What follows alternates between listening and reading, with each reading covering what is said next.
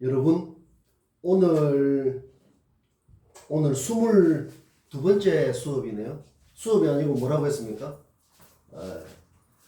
성장하는 시간, 성장의 마디를 올리는. 그래서 지금 우리가 개강 이후 지금까지 22개의 마디가 올라가고 있다.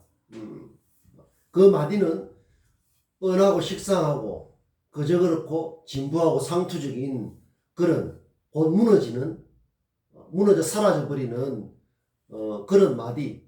성장을 할 수 없겠죠?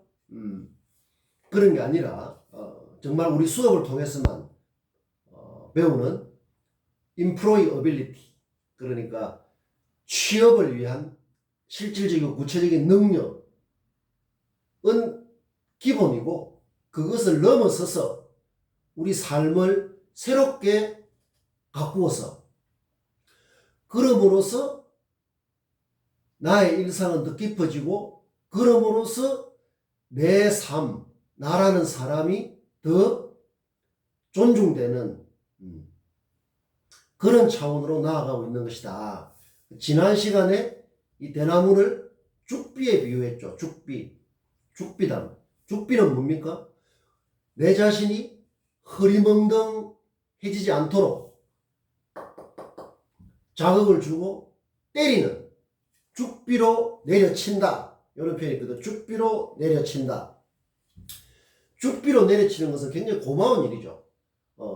내가 좁고 낮고 얕게 내 자신을, 나의 일상을 방치하지 않도록 죽비로 내려친다, 죽비로 때린다 할 때 이 대나무에 쓰이지만은, 몽둥이로 줄 패는 것은 뭐다? 폭력이고 구타 이런 게 되지만, 죽비로 내려친다, 어깨를 보통 내려치죠.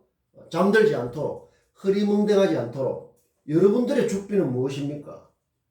죽비가 있으면 좋다. 답보 제자리 걸음을 하지 않도록 자기 자신을 채찍질하는 회초리, 그 다음에 자극제, 각성제. 꼭 대나무일 필요가 없다. 꼭 대나무일 필요 없죠. 죽비라는 것은 대나무 죽자가 들어있죠. 그렇지만은 꼭 사물로서 대나무일 필요는 없다. 다른 어떤 것? 이 고무망치,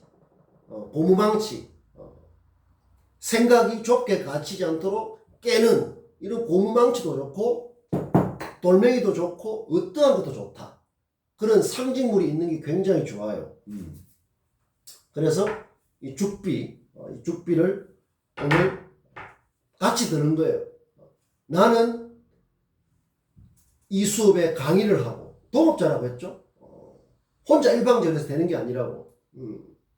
같이 손을 잡고 지금 바닷물을 헤치고 긴 항해를 하고 있는, 목적지를 향해서 우리가 첫 시간에 그런 이야기를 했죠. 그런 자세로 오늘 이 시간을 시작하도록 하겠습니다. 여러분들, 오늘 지금 나는 오늘이 5월 16일이에요. 5월 16일 밤에 휴대폰을 가교로 해서 통로로 해서 여러분을 만나고 있는 것이다. 그걸 뭐라고 했습니까? 인터뷰라고 했죠. 인터뷰. 이제 여러분들 자기 자신을 자주 가깝게 만나야 되는 겁니다. 그건 자기 자신과 인터뷰를 하는 거예요. 항상 자기 인터뷰가 잘 되면 그 밖에 2차 인터뷰를 할 수 있는 뭐든지 잘 될 수가 있는 거예요. 근데 그런 게 부족하면 다 안 돼. 강금옥장 별이라고 했죠. 매우 중요하다. 그 다음에 나와 늘 부대끼는 일상의 사물들이 엄청나게 많죠. 일상의 사물들이. 여러분들 모두 옷부터 해서 시계, 휴대폰, 노트북, 종이, 연필, 그 모든 생활 주변에 있는, 그 다음 밖에 나가면 부대끼는 그 사물들이 굉장히 많죠. 그 다음 좀 더 멀리는 태양에 있습니다. 밤에는 달이 있습니다. 별이 있습니다. 은하수가 있고 까지 전부 다 나의 일상의 사물이다. 그 모든 것은 일상의 사물이에요. 일상의 사물과 친해져야 된다. 그냥 해가 떠나보다 이게 아니죠. 언제나 한결같이 자신의 당당함을 거기서 우리가 해에서 받는 메시지고 그걸 내하고 연결하는 게 해하고 잘 인터뷰되는 거예요. 뻔하고 식상하고 그저 그렇고 진부한 그런 인터뷰가 되어서는 아무 소용이 없다. 의미나 가치가 생길 수 없다는 거죠. 단 1%라도 아니면 0.1%라도 생길 수가 없다. 그렇기 때문에 중요하다. 여러분들 오늘 어제가 5월 15일이에요. 내가 지난 강의실에서 만났을 때 강의실 수업은 그런 거예요. 지금 우리가 휴대폰으로 여러분을 우리가 만나고 있지만 만나는 현장이 중요하다. 강의실은 그 만나는 현장이 좀 다를 뿐이에요. 그래서 기본적으로 뭐 비대면 수업이다, 원격 수업이다, 대면 수업이다 하는 것은 좁은 의미의 구분일 뿐이다. 그런 것들을 잘 생각하고 15일을 올해는 새로운 스승의 날의 의미를 스스로 만들자. 사심이라고 했죠. 사심. 내 자신을 본받아. 스승이라고 하는 사자라고 하는 것은 본받는다 이런 뜻이거든.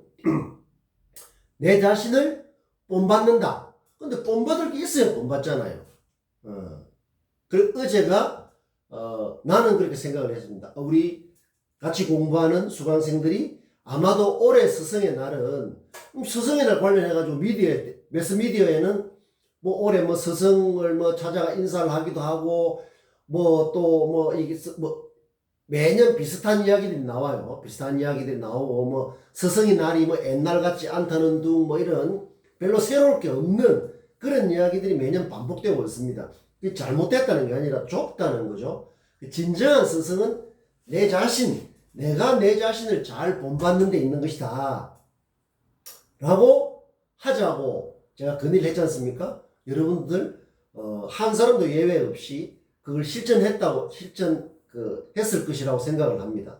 근데 이것은 5월 15일 하루만 그런 게 아니라 1년 365일을 계속 내가 내 자신을 북돋우고 따듬고 가꾸고 성장시키려 하는 그런 스승의 날, 자기 스승의 날이 되도록 하는 게 매우 중요하다. 그런 자세가 계속 축적이 되어야 유연하고 개방적이고 호감과 매력, 그 다음에 교감, 소통, 커뮤니케이션, 인터뷰, 우리가 수업 목표를 달성하려고 하는 모든 것이 강금목장 차원에서 딸려 올라온단 말이에요.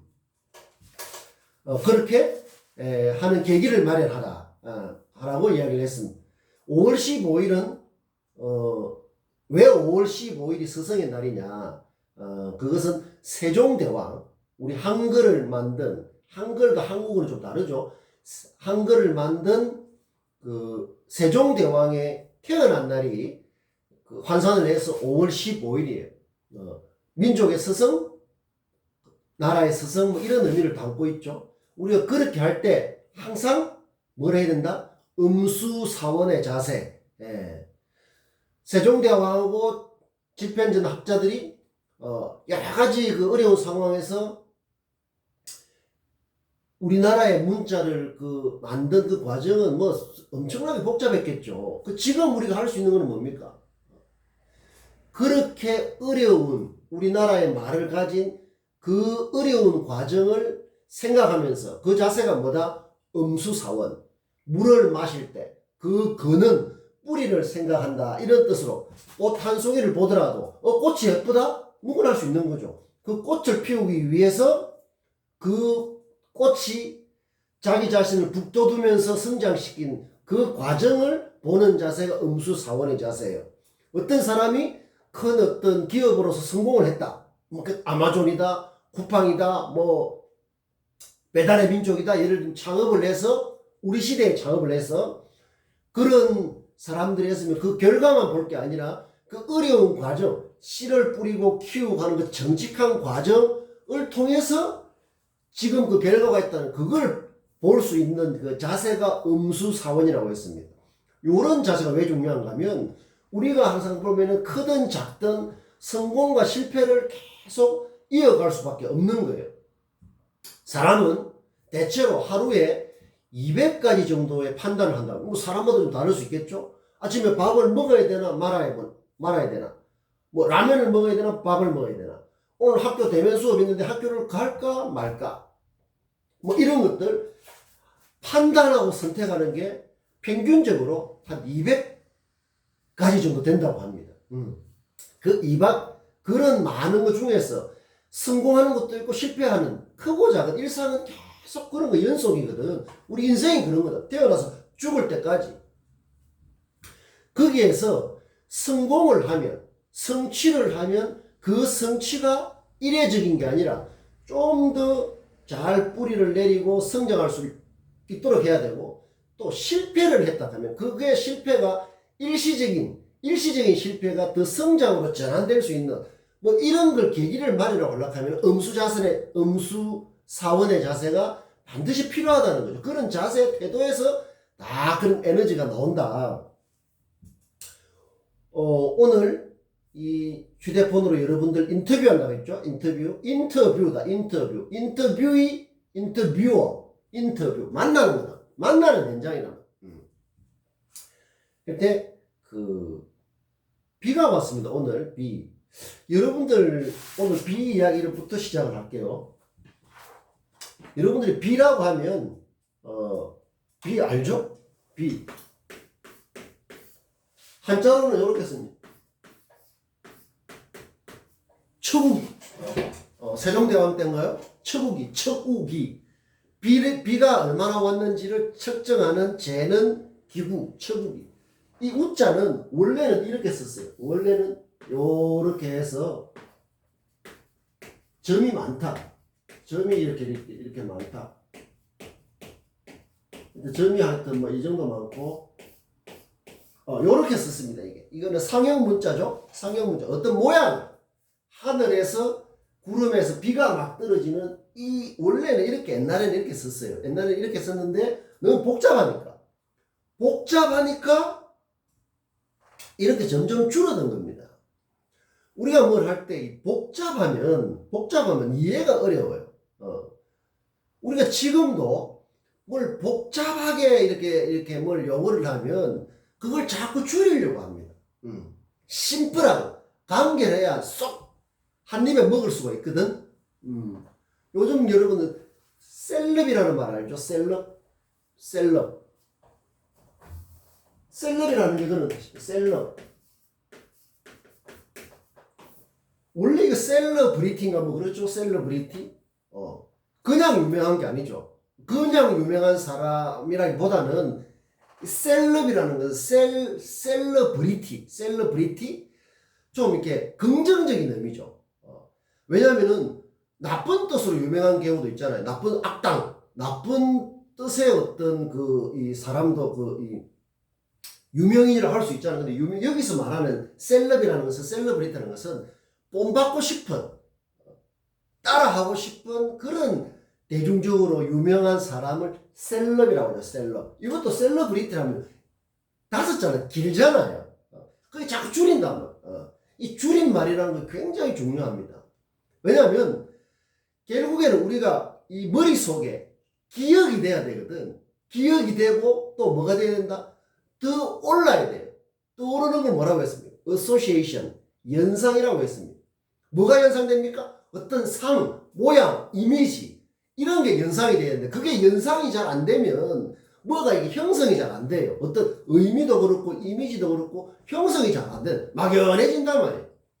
바로 그렇기 때문에 이런 줄임말을 통해서 혹은 독특한 말을 통해서 혹은 깊이 있는 말을 통해서 어쨌든 연상이 된다는 것은 공유가 잘 된다는 거예요. 소통, 커뮤니케이션, 공감, 교감 다 이런 게 그런 거 있는 거예요. 이미지, 언어 이런 거 있는 거예요. 셀러브리티 하면 좀 길리니까 그냥 셀럽 한단 말이에요. 지금 셀러브리티라는 말은 몰라도 셀럽이라는 말은 많이 쓰는 거죠. 최근에 미국에서 아카데미 상을 받은 그 74세 여배우 윤여정 씨, 뭐 지금 뭐 2030의 셀럽이다. 그 다음에 노년층의 셀럽이다. 그것은 본받고 싶다는 어떤 그런 걸 나타내는 상징적 말이라는 것은 그만큼 무섭다. 내가 지난 시간에 언어가 현실이다. 그런 말 했죠? 언어가 현실이다. 언어가 현실이라고 했죠? 하여튼 지난 시간에 언어가 현실이라는 것은 무서운 말입니다. 언어의 현실을 드러내는 힘, 그걸 현실 구성력이라고 하는 거예요. 현실 구성력. 현실 구성력은 정말 무섭다기보다는 정말 강력하죠. 그래서 우리가 보통 보면 뭐 어떤 상황을 말로 표현을 못하겠다, 언어로 표현을 못하게 했다는 것은 정확한 말이 아니에요. 보통 자기가 표현을 못하니까 그렇게 둘러대는 경우가 많아요. 그 장면을 말로 표현을 하도 뭐 말로 표현을 못하겠다. 그 자체도 하나의 표현인데, 말로 표현을 못하겠다, 글로 표현을 못하겠다는 것도 그 자체도 일종의 표현이지만 소극적이고 회피적인 거죠. 자기가 그 표현할 의휘, 말이 부족하면 그런 식으로 말하는 경우가 쉬워요. 어떤 경우도 우리는 말이나 글로서 표현할 수 있어야 됩니다. 그러려고 하면 그 실탄이라고 할 수가 있는 그 의휘에 대한 실력이 점점 늘어나야 되는데, 그게 그냥 이렇게 좀 제자리 걸으면서 옛날에 그 정확하지도 않은 그 빈약한 말로서 자꾸 현실을 규정하려고 하니까 일상과 현실에서 기적이 일어나지 않고 기적을 만들어내지 못하고 기적을 발견하지도 못하고 그냥 제자리 걸음. 그래서 사람이 답답해진단 말이에요. 답답해지는 게 뭡니까? 우울한 거예요. 다른 시각으로 본다는 것은 다른 언어로 그 현실을 드러내는 거예요. 그런데 그 드러낼 수 있는 그 핵심적인 무기가 되는 언어 자체가 빈약하면 지난 시간에 이야기했죠. 현실에 접근하는 그 언어, 현실은 X인데 접근하는 그게 빈약하면 늘 뻔한 현실이 되는 거예요. 그게 우리 자신을 이렇게 하고 있는 과목이다. 원래 빈데 그래서 복잡하니까 셀러브리티를 셀럽이라고 하듯이 점점 줄여서서 간단하게 쓰는 거예요. 그래서 약자라는 것도 한자에도 약자라는 게 나온단 말이에요. 약자. 줄인다 이런 거죠. 획이 너무 많으니까 복잡하잖아요. 그리고 현대에서 중국에서는 간자라고 해서 간자. 아주 간결하게 간단하게 쓰는 그런 그 글자를 쓰죠. 옛날은 번잡하다만, 복잡하다만.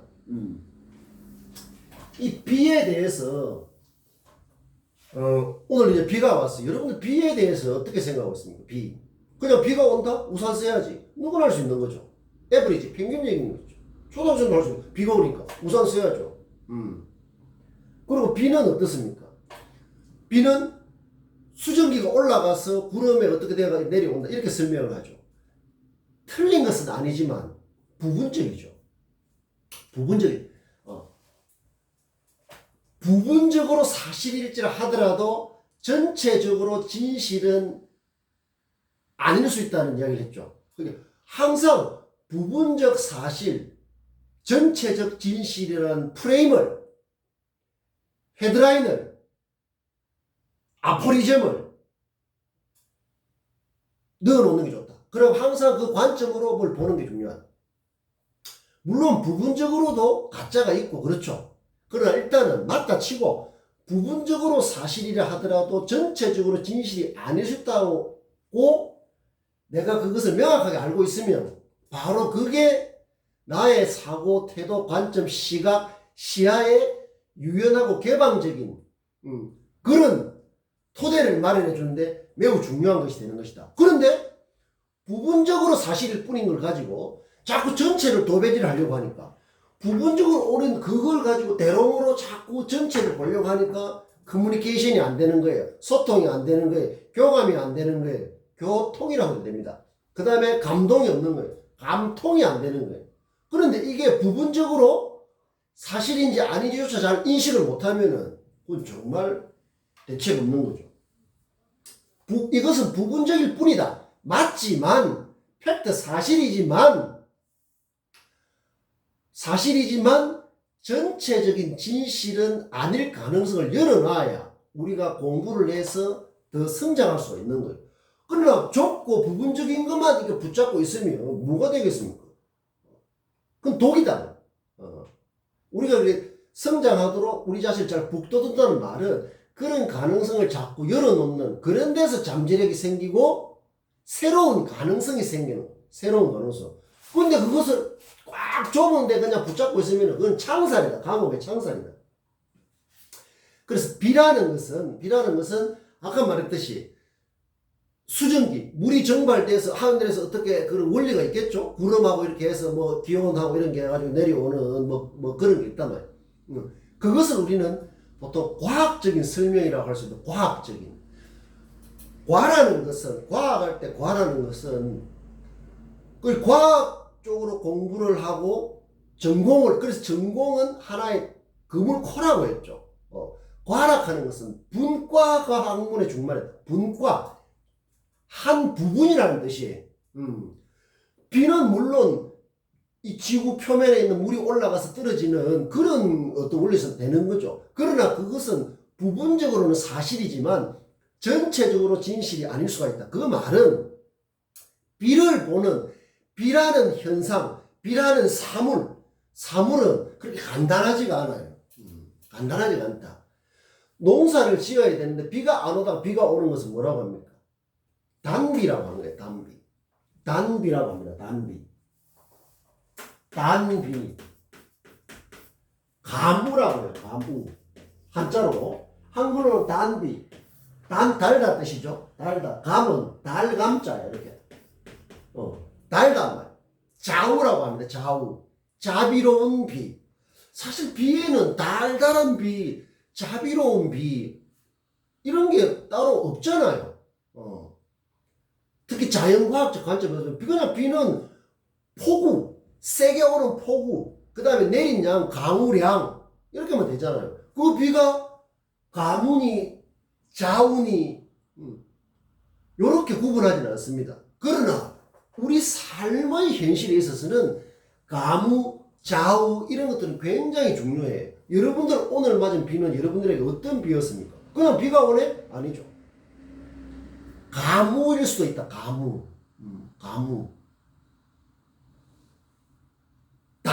단비라는 것은 비가 이렇게 촉촉하게 내려서 오른 지금 5월처럼 여러분들 지금 얼마나 그야말로 눈이 시릴 정도로 푸른 이 초목들, 풀과 나무들을 한번 보십시오. 비가 오고 나면 더 짙죠. 그 색깔이. 그게 뭔가 하면 왕성하게 자기 자신을 성장시키려고 하는 그런 모습이잖아요. 그런 과정을 거치 않고 가을에 수확이 있을 수가 없죠. 그래서 우리가 5월은 무슨 성장의 계절이라고 했잖아요. 우리가 이럴 때 내 삶을 새롭게 가꾸는 어떤 그런 노력, 우리가 이 공부를 통해서 하는 이런 어떤 진지하고 절실하고 바로 그런 데서 대인을 추구하는 그런 즐거움, 요런 게 없이는 나중에 수확할 게 없잖아요. 껍데기밖에 없단 말이에요. 우리가 그런 관점에서 오늘 내린 비를 보면 그게 감으로 느껴질 수가 있어요. 굉장히 내 삶을 달게 해주는, 윤택하게 해주는. 그래서 비에는 이걸 윤택하게 하다 이런 뜻이 나옵니다. 윤택하게 하다. 그 다음에 우시라는 말도 있어요. 우시는 시락하는 것은 베푼다 이런 뜻이거든. 시해야 베푼다 이런 뜻이에요. 빛처럼 골고루 비춘다 이런 뜻이, 베푼다는 그런 뜻이에요. 은혜 같은 걸 베푼다. 그 비를 보는 관점이 다 다를 수 있잖아요. 근데 내가 그냥 어쩔 줄 모르고 어디로 가는지도 모르고 그냥 헤매고 제자리 걸음하고 뭐냐 이렇게 될 때 그 비를 보면 그 비도 짜증난다. 비는 아무것도 그냥 비는 내리는 거죠. 그러나 그 비가 내한테 어떤 의미로 다가오는지 어떤 가치를 갖는 이런 것들은 우리 삶과 뗄 수가 없는 거예요. 그러니까 비를 보는 맞이하는 인터뷰죠. 비를 인터뷰하는 거 아닙니까? 인터뷰. 비를 내가 함께 만나는 그 수준은 다 다른 거예요. 다 다르다. 그래서 이 비라는 것을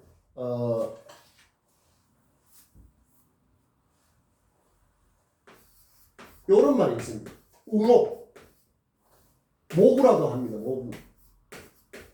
이 목은 요렇게 써요. 우목. 이 목은 머리를 감는다 이런 뜻입니다. 머리를 감는다.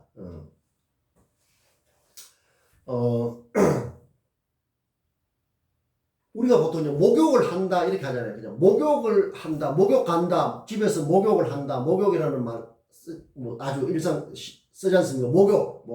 목욕인데 원래 그냥 목욕한다 하면 우리가 목욕탕, 사우나 목욕탕 이렇게 하는데 목욕은 다른 말이에요. 합치면 이 목은 요래 쓰고 목욕 이렇게 하잖아요. 이 목은 특히 머리를 감는다는 뜻이에요. 머리를 이 감는다 할 때 이 목욕, 욕은 머리를 뺀 다른 이런 몸을 씻는다 이런 뜻입니다. 이게 목욕이라는 말은 머리를 감고, 물론 머리도 몸의 일부죠. 근데 목이라는 것은 특히 요 물로 물로 씻는다는데 이 씻는 어떤 구체적인 대상이 머리단 말이에요. 머리. 얼굴이야. 그러니까 머리 밑으로는 욕이고, 머리를 감는다. 머리 감을 목자예요.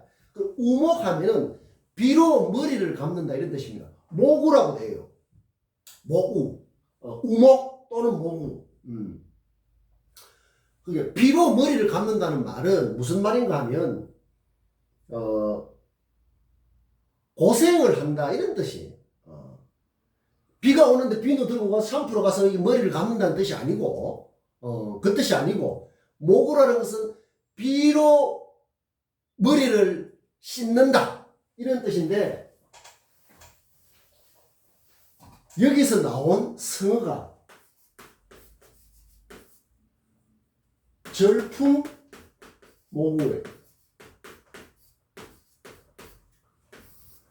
요런 뜻은 알아놓는 게 좋습니다. 절풍모구. 절풍모구라는 것은 이 절이라고 하는 것은, 절자라는 것은 우리 그냥 갖고 왔습니다. 빛을 절이라고 하네요. 빛. 그러니까 절하는 것은 이렇게 머리를 이렇게 빗질한다 이런 뜻이 절이에요. 절. 이 절자. 머리빗을 절자. 머리빗을. 빛. 빛이라는 게 절. 풍은 뭡니까? 우리가 보통 바람이죠. 바람. 풍도 간단한 뜻이 아니에요. 나중에 기회가 있으면 제가 설명을 하겠다. 풍. 바람이라는 것은 물론 공기 변화가 해가지고 어떻게 되고 하는 이런 자연과학적 설명이 있죠. 그것은 부분적일 뿐이다. 풍은 사람의 모습 또 풍이라고 해요. 풍. 그 다음에 어떤 분위기, 그 다음에 세력, 기력, 이런 걸 다 바람이라고 해요. 그래서 이게 절풍이라는 것은 이 절이라는 것은 여러분들 여기 빛에 들어있는 이런 걸 빗살이라고 하거든요. 빗살. 우리가 뭐가 이렇게 쭉 이렇게 왜 뭐가 쭉 이렇게 붙어가 쫙 이렇게 있는 걸 뭐가 절비하다 이런 말 쓰거든. 절비하다. 뭐가 가니까 절비하게, 차들이 절비하게 쭉, 이게 절비하다는 게 이 뜻이. 요렇게 빗살처럼 요렇게 쭉 이어져가 이렇게 다다다다 붙어서 쭉 이어져 있는, 이거 절비하다 하는 거예요. 이 절자라는 말이 굉장히 생활에서 가깝죠. 절비하다. 그 다음에 옛날에는 젊은 톡이라고 했거든. 신석기, 구석기 이럴 때 시대에 보면 톡이 흙그릇을 가지고 뭐 이렇게 담아 먹고 밥도 먹고 이렇게 반찬도 담고 하는 걸 톡이거든. 흙으로 만든 톡인데, 거기에 보면 톡이에 무늬가 있어요. 근데 무늬가 이렇게 요런 식으로 무늬가 쳐진 그런 톡이가 있어. 그것을 젊은 톡이라고 해요. 젊은 톡이. 그걸 이제 한글로 바꾸면 빗살 무늬톡이라고 하는 거죠. 빗살 무늬. 젊은, 그 절자라면. 굉장히 우리가 친숙한 말이죠. 근데 이제 젊은 톡이라면은 빗살, 요 빗의 살 모양에 이렇게 무늬가 되어 있는 문자라는 것은 무늬라는 뜻이거든. 그렇게. 그러니까 절풍모구라고 하는 것은 이 빗질을 하는데 이런 빗으로 하는 게 아니고 바람으로 빗질을 하고, 그러니까 바람이 불면 그걸로 왜 머리가 흥크러지니까 우리가 지금도 바람이 불면 머리를 바람 부는 쪽으로 해가지고 이렇게 흐트러진 걸 바로 하고 이렇게 하죠. 그게 절풍이고, 그러니까 바람으로 빗질을 하고 비로 머리를 감는다 하는 게 절풍모구라는 뜻이에요. 이것은 한마디로 뭐다? 온갖 고생을 한다는 뜻입니다. 그냥 단순한 고생이라 하면 크게 의미가 없어요. 이 절풍모구라는 것은 좀 더 의미가 확대되어 가지고 온갖 이 빛이 없어 가지고 바람으로 빗질을 하고, 그 다음에 머리 감을 비누나 물이 없어서 비가 오니까 머리가 너무 안 감으면 건지러우니까 막 이렇게 감아야 될 거 아닙니까, 한 번씩?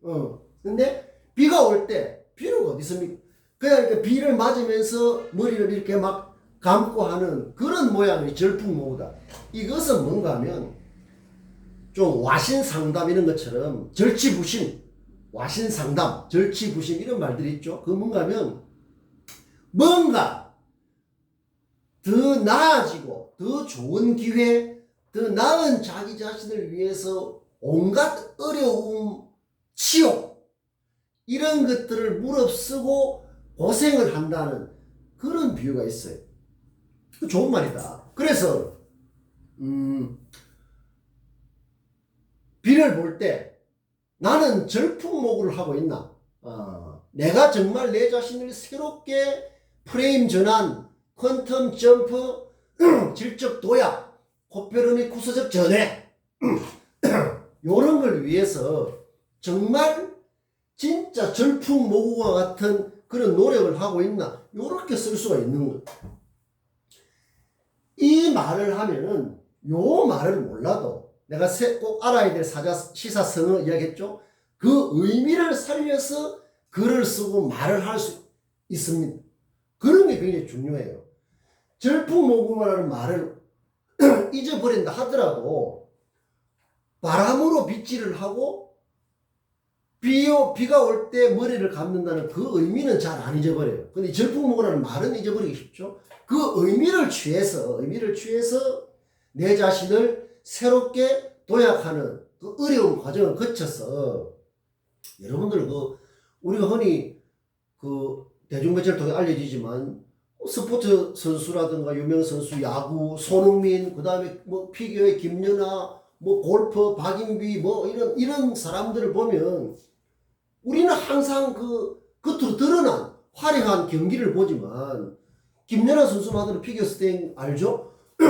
엉덩방아를 너무 많이 찍어가지고 포기하고 싶고 또 울고, 그 다음에 이렇게 스피드 스케이팅 하는 사람도 뜻대로 안 되죠. 뜻대로 되면 누가 못해요. 골프도 맞죠. 손흥민 선수는 양발 다 쓰지 않습니까? 야구 선수도 누군지 오른쪽 타수, 왼쪽 타수, 투수가 오른쪽 타석이 약하면 오른쪽으로 치고 왼쪽에 약하면 왼손으로 치고, 그 과정은 피눈물 날 정도로 하지 않습니까? 그런 거는 당연하게 생각을 하면서 우리 자신이 진부하고 그저 그렇고 뻔하고 식상해서 호감과 매력도 없고 좁은 데 갇혀서 평생 감옥살이를 해야 되는 이런 걸 박차고 다 부셔버리고 망치로 깨고 이렇게 해서 내 자신을 새롭게 성장하기 노력은 그거보다 100배 더 노력을 해야 되는 거예요. 그런 데는 소홀하기 쉽거든. 그런 데 대해서 그 자체가 벌써 죽비로 내려쳐야 된다. 망치로 그런 고착된 생각, 나를 발목을 잡고 있는 고착된 고정된 그런 좁은 창살 같은 생각들, 쇠사슬을 끊어내야 돼. 절풍모구의 노력이 필요하다. 그러면 내가 이러한 이야기를 하는 이유는 이제 비를 귀를 보는 시각이 개가 사람을 무는 평균적인 이런 것들은 누구나 할 수 있는 거예요. 그러나 이렇게 함으로써 뭐가 된다? B와 교감하는, B와 인터뷰할 때 나에게서 연상되는 것. 굉장히 중요합니다. 연상. 떠오르는 것이 훨씬 다양하고 넓어지고 깊어진다는 뜻이에요. 그렇죠? 이것을 내가 말하려고 하는 바로 이건가? 자기 홍보 개념하고 연결하려고 합니다. 오늘. 여러분들 홍보라는 말을 많이 들어봤을 거예요. 홍보라는 말. 여러분들 검색을 해보면 홍보에 대해서 자세하게 나와 있는데 내가 봤을 때는 좀 피상적입니다. 그렇게 깊지 않단 말이에요. 이 홍자라는 자체가, 그래서 우리는 기업에 가도 홍보부서가 있어요. 정부도 지금은 소통수석이라고 하지만 옛날 홍보수석이라고 했습니다. 정부, 기업 모든 일이 보면 뭐 국방부, 뭐 정부 부처, 청와대, 뭐 백악관, 뭐 그 다음에 삼성, 뭐 SK, 뭐 홍보 관련 부서가 굉장히 중요합니다. 굉장히 중요한 부서예요. 이 홍이라는 것은 홍이 중요해요. 보라는 것은 알린다는 뜻이거든. 보라는 것은 알린다는 뜻이에요. 보도하다, 보고하다. 홍이라는 게 중요합니다. 한자로는 이렇게 써요. 이 왼쪽에 있는 이게 활을 뜻합니다. 활. 활이라는 글자가 들어가면 보통 좀 멀다, 넓다, 높다 이런 의미가 있는 경우가 많아요. 활은 멀리 날아가지 않습니까? 그래서 이 홍자는 우리가 그냥 넓을 홍익인간 아시죠? 홍익인간. 널리 사람을 이롭게 한다 할 때 홍익. 넓은 이로움, 넓게 이익을 준다. 이게 홍익 이런 뜻이거든. 홍익. 홍보는 그냥 넓게 알린다. 어디에게? 사람들에게. 세상에 널리 알린다. 이 홍자라는 것은 대자와 같습니다. 우리 공부의 핵심 개념인 대자와 같은 거예요. 넓고 높고 깊다. 이 홍이 대하고 똑같단 말이에요. 그런데 이 홍보라는 것을 설명하는 걸 보면 홍보하고는 광고하고는 같은 말이에요. 홍보라는 말을 하고 광고라는 말은 같은 말이에요. 이 광자라는 것은 넓다는 뜻이거든. 고라는 것은 보고할 때 그 고자예요. 이거 합치면 이게 보고다, 보고. 알린다는 거예요. 상대방이 누구든 간에. 그래서 홍보와 광고는 같은 뜻이다. 그런데 어떤 뉘앙스가 있는가 하면, 어감이 있는가 하면, 홍보라는 말이 갖는 좀 부정적인 의미가 있어요. 부정적인. 원래는 그런 뜻이 아니죠. 우리가 어떤 개념을 단순하게 쓰면 그 의미에 자꾸 갇히게 되는 거야. 내가 지금 홍보 이야기를 하는 이유는 자기 소개보다는 더 적극적인 의미가 있기 때문에 그렇습니다. 자기 소개라고 안 하고 자기 홍보라고 했죠. 소개라는 말은 이전에 내가 수업할 때 뭐라고 했습니까? 소개할 때 소자. 개자라는 것은 사이라는 뜻이거든. 이 개자라는 것은 사이라는 뜻, 사이. 이 소가 중요해요. 소가 뭐라고 그랬습니까? 실을 연결한다고 했죠. 실을 연결. 소라는 것은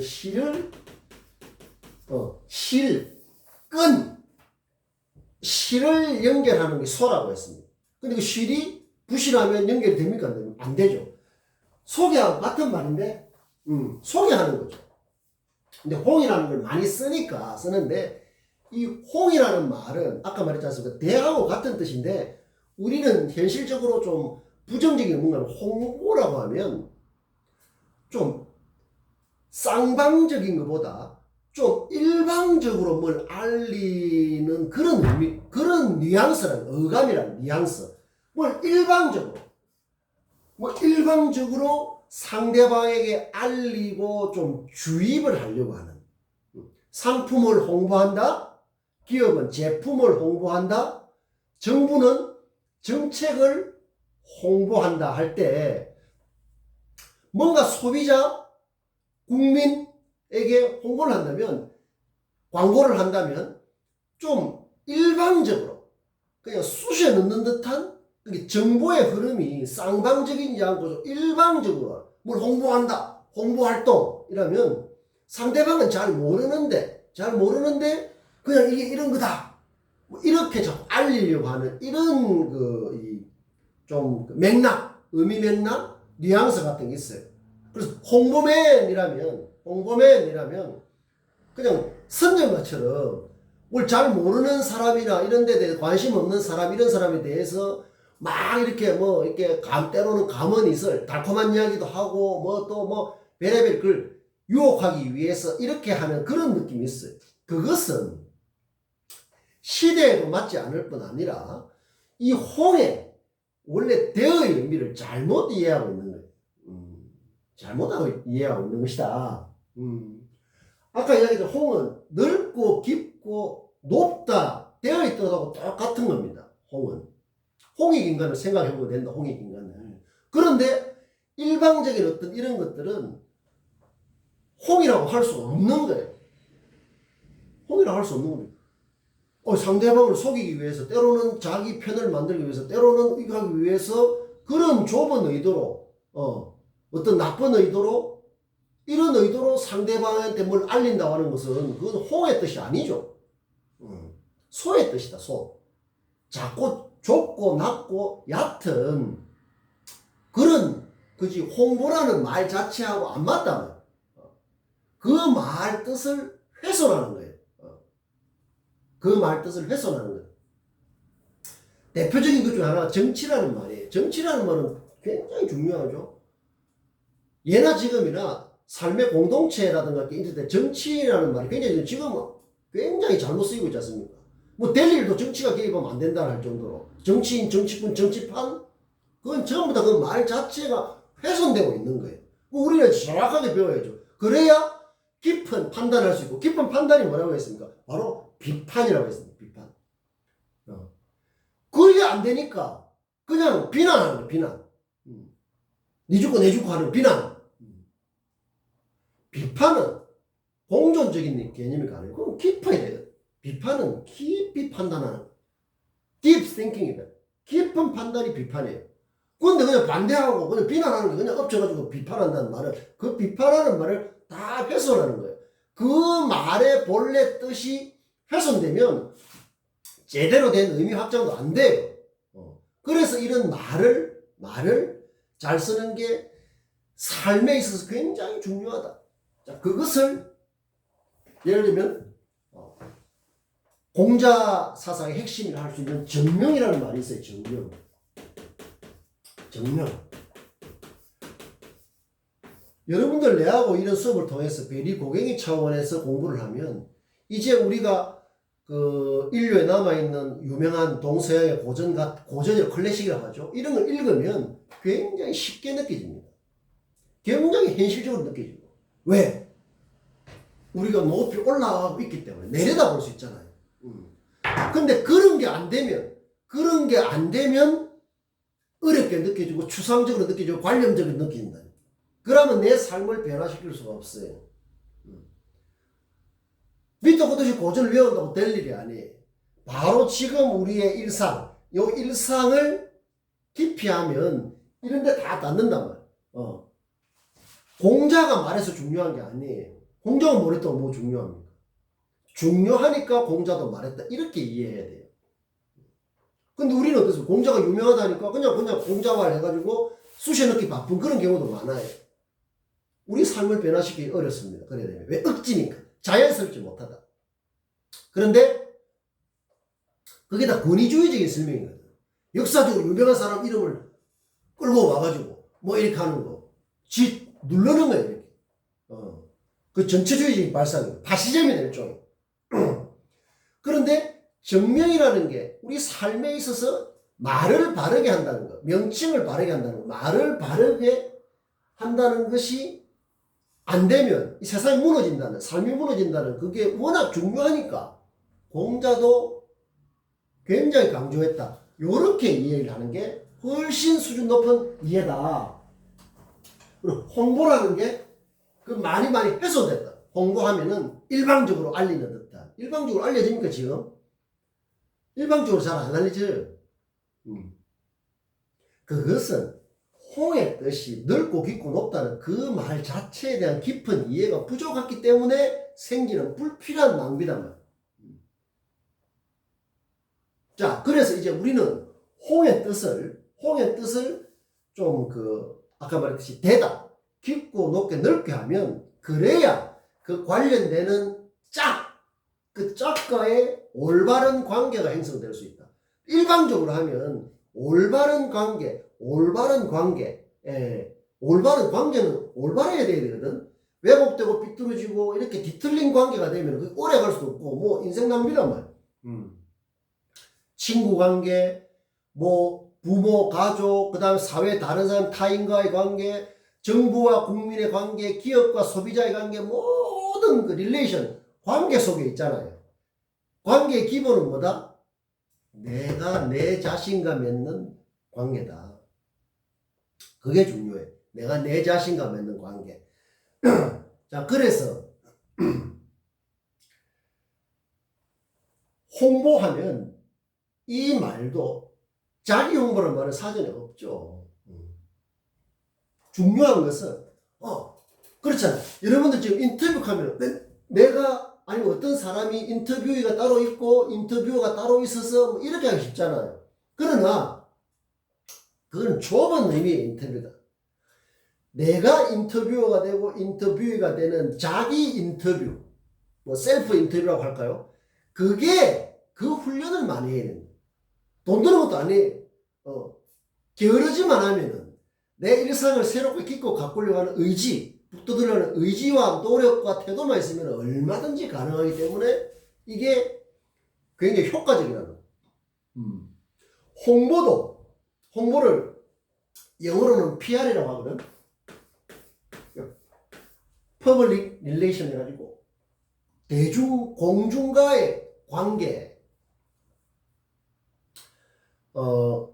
공중, 대중 말고 뭐라고 했습니까? 은중이라고 했죠. 은중. 이 대중이라는 것은 대중사회, 그 다음 군중, 뭐 이렇게 이런 말을 쓰고 글을 쓰는 은중이다. 은중. 그렇기 때문에 이런 표현이라는 게 굉장히 중요해요. 소통, 커뮤니케이션, 공감 거의 모든 것이 우리의 몸짓보다는 말과 글로 연결되어 있다. 은중이라는 말을 하는 게 굉장히 중요합니다. 말을 어떤 수준에서 하느냐가 현실을 강력하게 바꾸고 드러내고 하는데 결정적인 역할을 미치는 거예요. 우리가 막말이라는 말을 많이 하죠. 막말,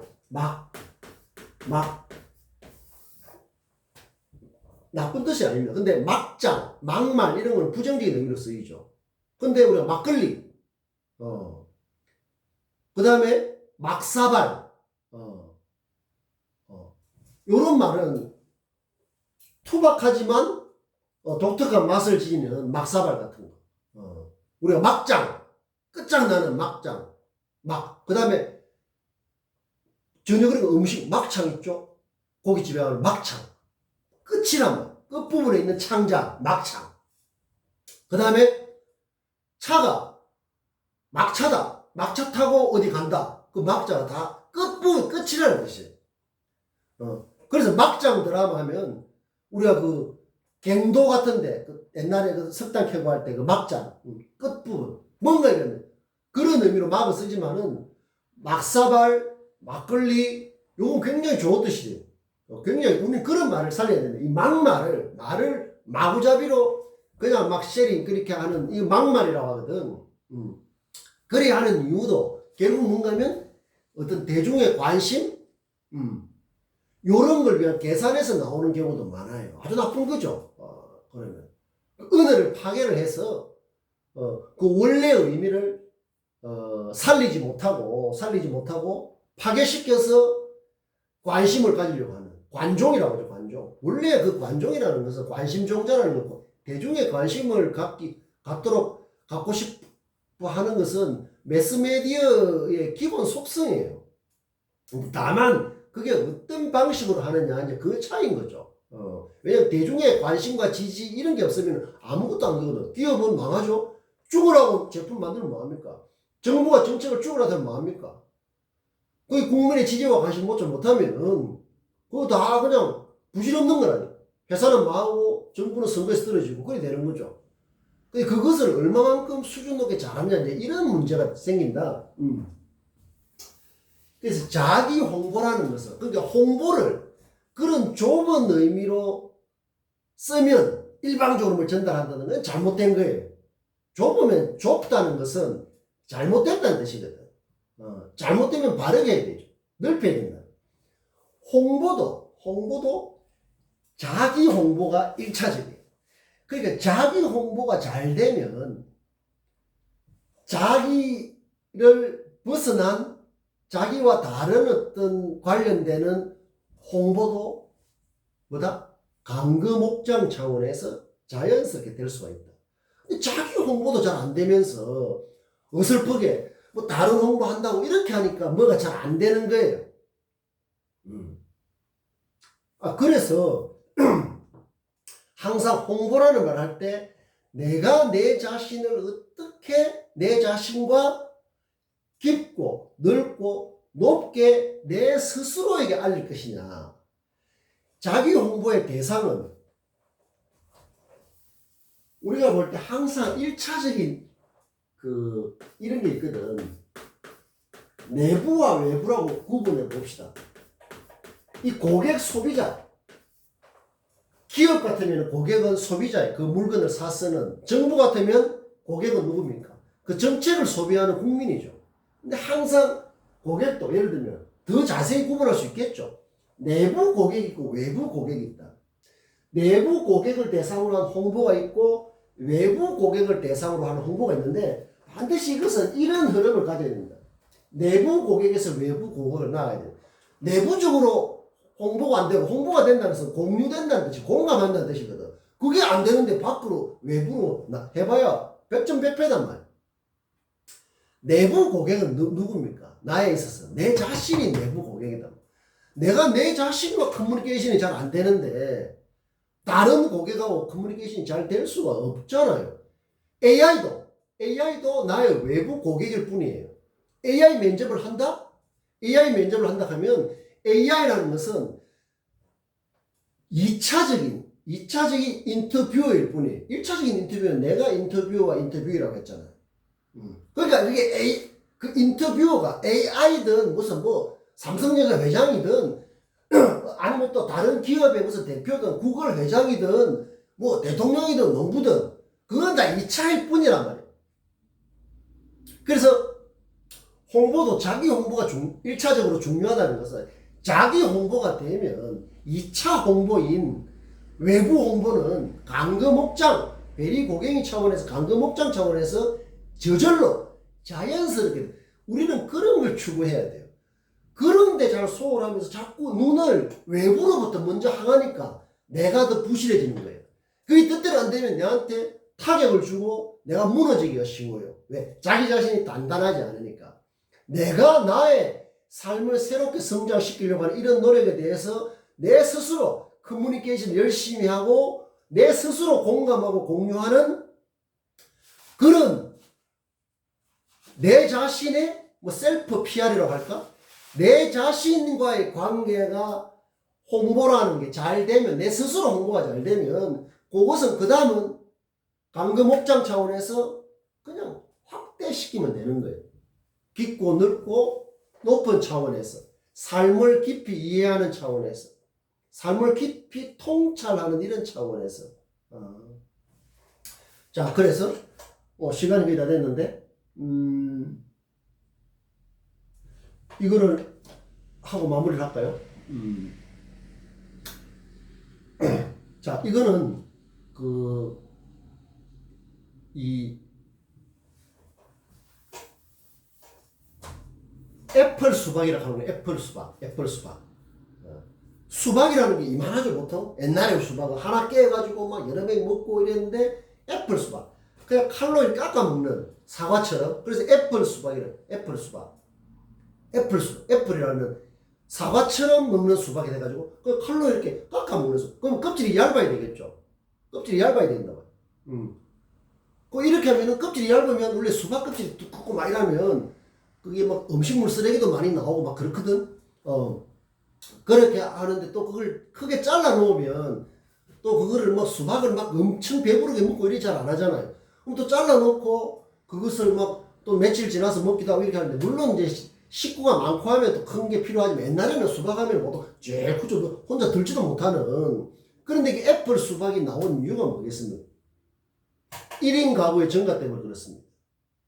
1인 가구가 우리나라 2200만 가구 중에서 1인 가구 수 600만을 넘었죠. 30%를 넘었단 말이에요. 그러니까 이런 농업에서도 수박을 1인 가구가 전에 늘었는데 계속 큰 거만 해가지고 혼자 사는 사람이 그거 들고 와가지고 언제 다 먹습니까? 뭐 한 달 동안 먹는 거 나중에 좀 상한단 말이에요. 이런 과일은 제때제때 좀 먹어줘야 되거든. 그러니까 뭡니까? 애플 수박 해가지고 깎아먹는 수박. 이 나왔다는 걸 지금 이게 뉴스가 되는 거죠. 큰 뉴스도 아니에요. 이제 이거는 좀 상당히 일반화될 것이다. 그래서 어떤 사람은 소박이라고 작다. 소박이라는 것도 씁니다. 소박. 내가 볼 땐 좀 그리 좋은 말은 아닌데 어쨌든 소박. 1인 가구 증가하니까 거기에 맞추어서 요렇게 개발해야 되는데, 농장에서도 그러니까 큰 수박만 아니라 품종을 개량해서 이런 애플 수박처럼 이렇게 해서 1인 가구 사람들이 먹기 편하도록 이렇게 하는 건 뭡니까? 우리가 현실과 호흡하지 못하면 이런 게 나올 수 없는 거죠. 어떻게 보면 좀 간략할 수 있지만은 항상 현실과 호흡을 해야 이렇게 대응할 수가 있는 거다. 그런데 옛날처럼 계속 큰 수박만 해가지고 안 팔린다? 그건 현실을 읽지 못하는, 현실을 읽지 못하는 좁은 어떤 그런 시각 때문에 그렇게 되는 거죠. 그게 다양해지고. 그래서 이제 아마 동네 슈퍼에 가면 소비자도 소박 있습니까? 아니면 밖에 슈퍼에서는 소박 있음. 요렇게 쓸 수도 있는 거예요. 그러면은 작은 소박이 낫겠다. 물론 수박에서 조금 재미있으라고 소박이라고 쓰는 거죠. 작은 소박이 낫겠다. 요렇게 해서 요리된다면. 이런 것들이 전부 다, 요런 게, 삼성하고 LG 전자제품에서 비스포크, 그 다음에 오브제, 이런 어떤 제품을 해서 그 회사를 유지하고 또 신입 직원들 채용하고 하려고 그게 팔려야 돼요. 소비가 돼야 되잖아요. 그럼 지금 소비자의 시장이 획일적인 백색 가전 시대가 아니다 말이에요. 개성을 중시하고 이런 것들에 맞물려 있어야, 그런 것들 흐름을 잘 같이 타야, 수박밭에서는 이제 기존의 수박뿐 아니라 애플 수박 같은 것도 생산이 됨으로써 지금 시대와 호흡할 수 있는 거예요. 자, 요런 것들이 전부 다 우리 현실을 둘러싸고 있는 일상이다. 그런 일상을 여러분들, 잘 생각을 하고, 시간이 딱 1시간이 됐는데, 오늘 여기까지, 오늘 못했던 것은 다음 시간에 이어서 하도록 하겠습니다.